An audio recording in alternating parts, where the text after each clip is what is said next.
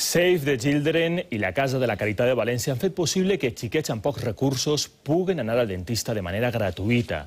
8 odontòlegs i infermers solidaris han col·laborat en aquestes jornades a València.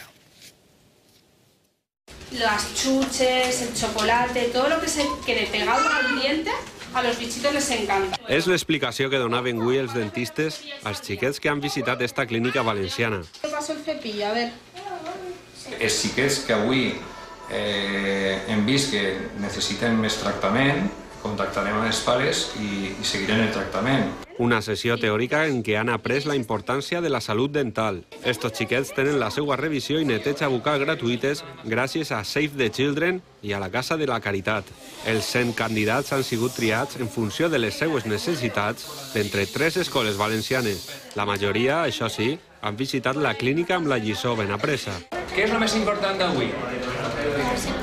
Netejar els dents, tots els dies. La situació actual de crisi ha fet que més de 1.000 xiquets estiguen sent tractats per Save the Children en tota la comunitat.